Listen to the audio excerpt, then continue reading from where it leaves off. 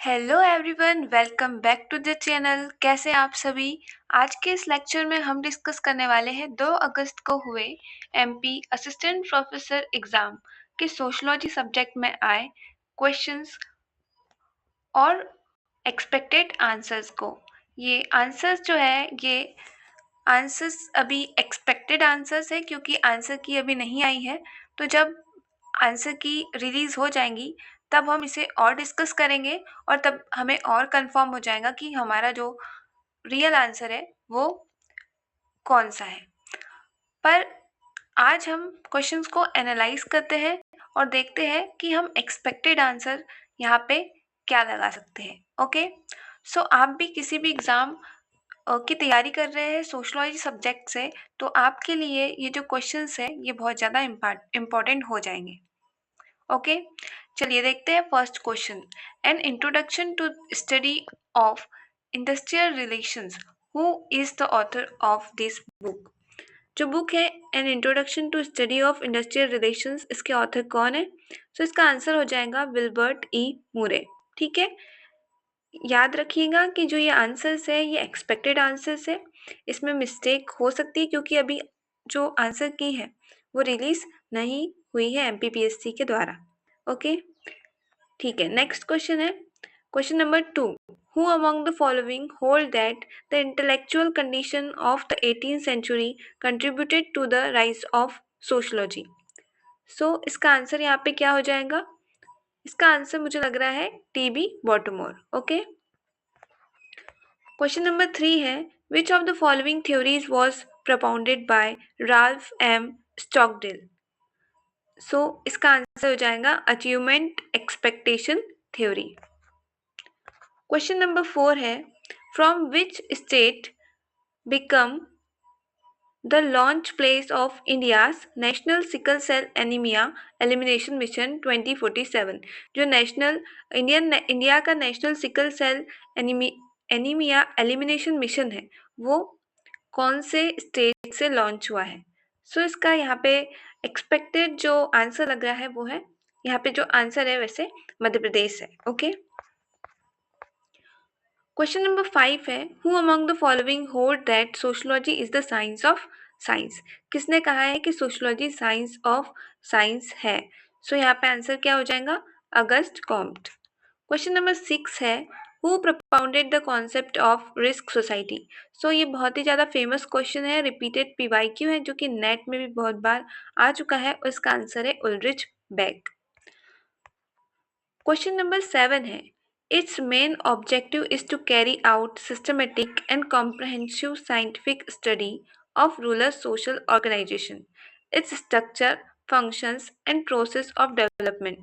So ये क्या हो जाएगा इसका आंसर रूरल सोशलॉजी। ओके, चलिए बढ़ते हैं नेक्स्ट क्वेश्चन की ओर। क्वेश्चन नंबर 8 यहाँ पे पूछा था who introduce the term backwash effect. Backwash effect को किसने इंट्रोड्यूस किया है, तो आंसर हो जाएगा गुन्नार मिर्डाल।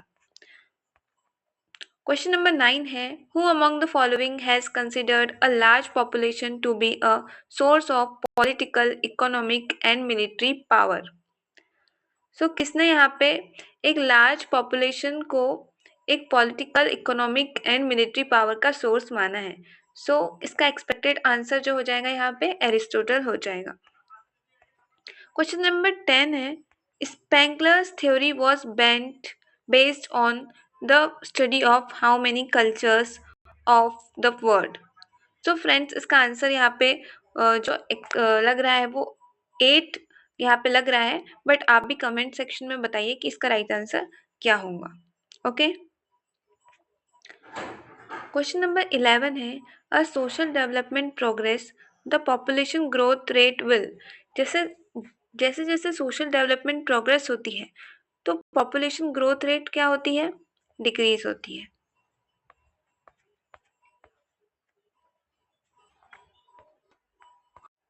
क्वेश्चन नंबर 12 है standardisation of incompetence concept was given bye.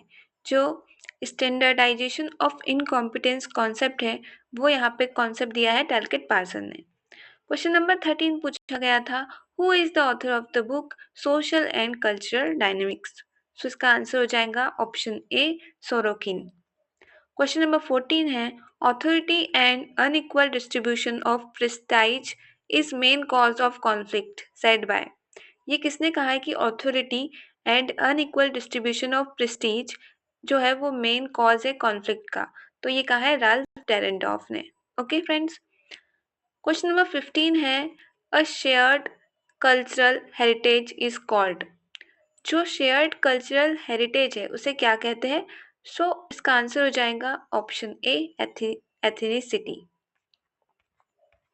Next question है question number 16, who has studied the primitive people of Andaman islands and Australia through regional field work. So किसने जो है अंडमान आइलैंड्स एंड ऑस्ट्रेलिया को study किया है regional field work के through? So इसका right answer यहाँ पे क्या हो जाएगा? Radcliffe brown.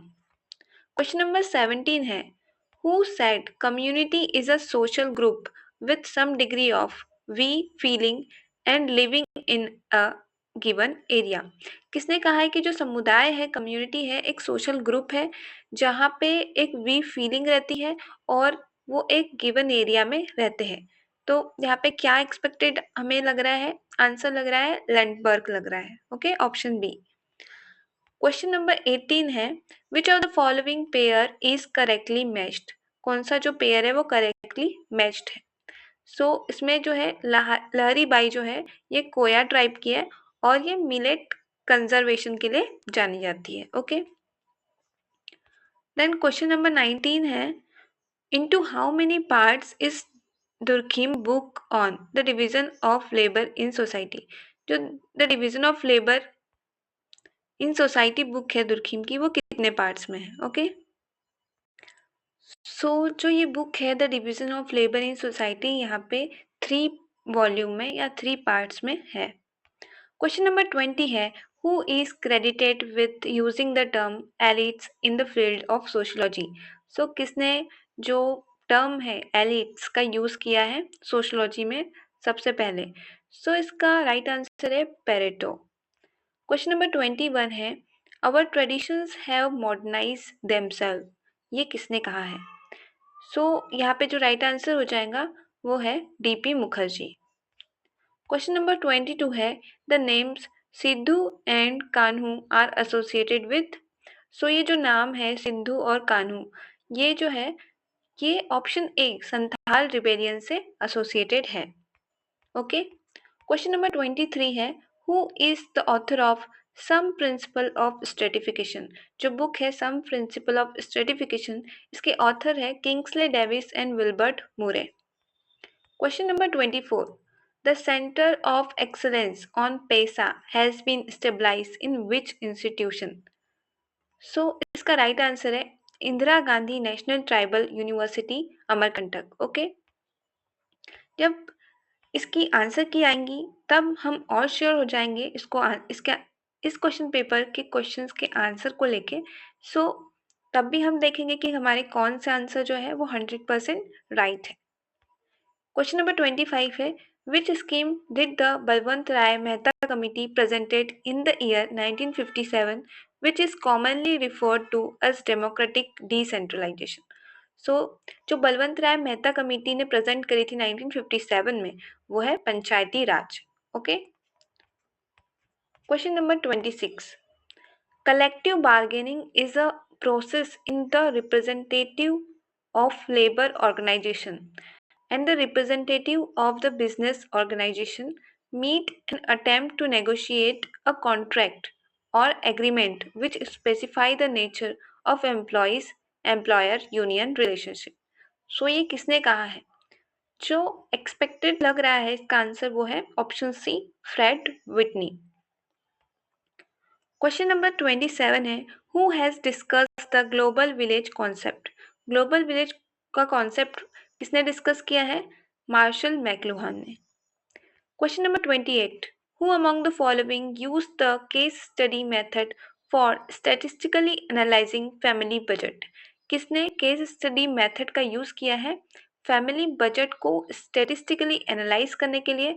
सो आंसर हो जाएगा P V Young. Question number 29, Who said that ethnocentrism is a characteristic of in group? किसने कहा है कि ethnocentrism इन ग्रुप की कैरेक्टरिस्टिक है, विशेषता है?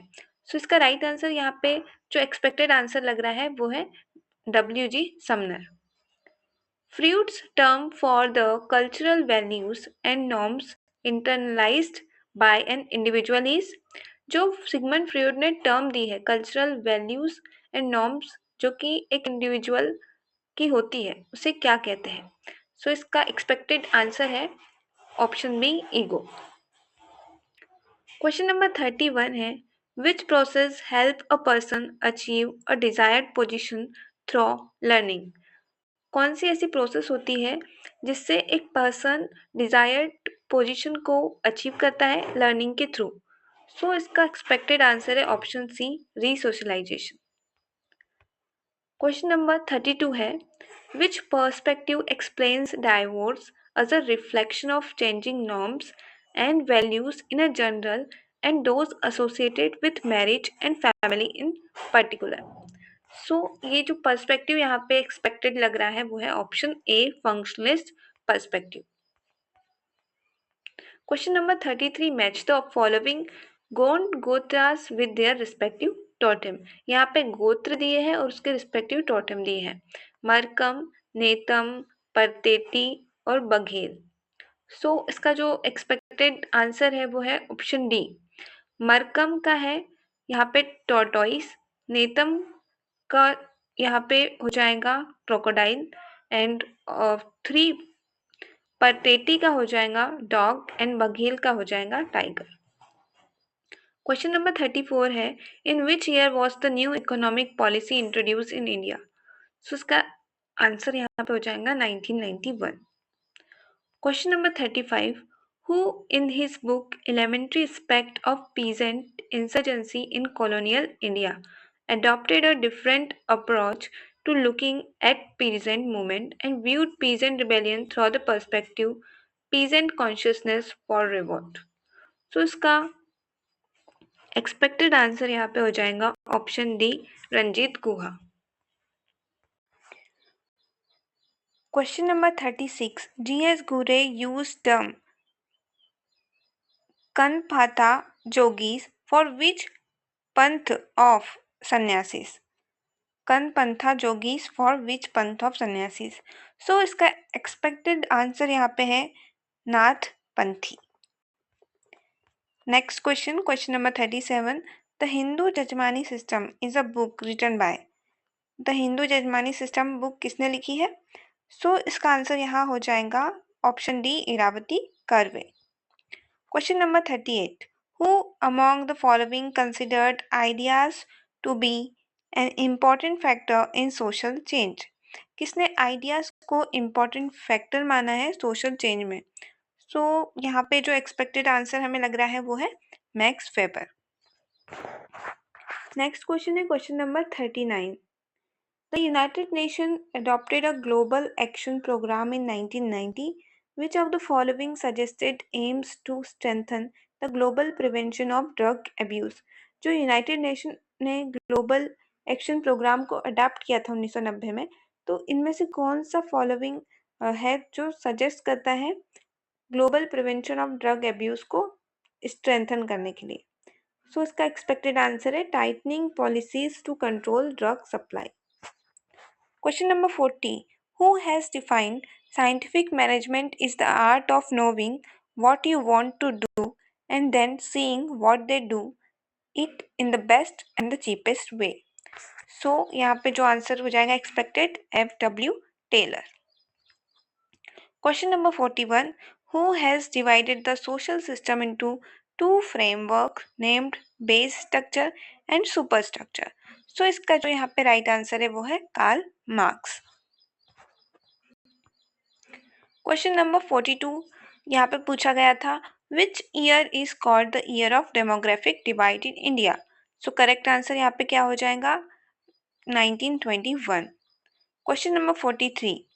It has been observed that there is only a difference of degrees between rurality and urbanity and there exists continuity between them.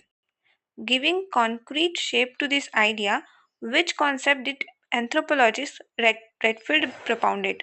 सो जो Robert Redfield है उन्होंने रूरल अर्बन कॉन्टिनम की बात करी है. Okay.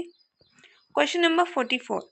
Who is credited with developing concepts such as folk society, folk urban continuum, peasant society, and several other based on the study of Tepoztlan village in Mexico.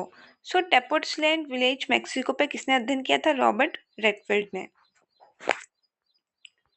Question number 45. The process through which cultural influences the social system is called. So इसका यहाँ पे expected answer क्या है? Institutionalization. Okay. Question number 46.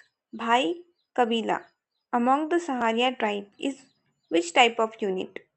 So इसका जो expected answer है वो है एक्सोगेमस यूनिट. क्वेश्चन नंबर 47 है who was the originator of the symbolic interactionist tradition.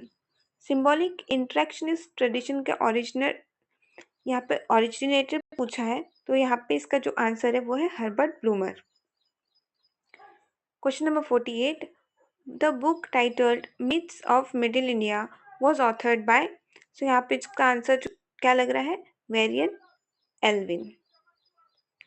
Question number 49. The problem of human liberation cannot be solved merely by criticizing oppression and exploitation. It is necessary to identify and attack the capitalist forces that generate oppression and exploitation. Only then can society be redeemed. Which sociologist said this? So यहाँ पे जो answer हम expected बता सकते हैं वो है Habermas. Question number 50 है a case study is. Case study क्या होती है? सो यहाँ पे जो आंसर लग रहा है वो है a holistic study of a social phenomena carried out in its natural concept. Okay. So आज के इस लेक्चर के लिए हम 50 तक के क्वेश्चंस को यहाँ पे डिस्कस कर रहे हैं.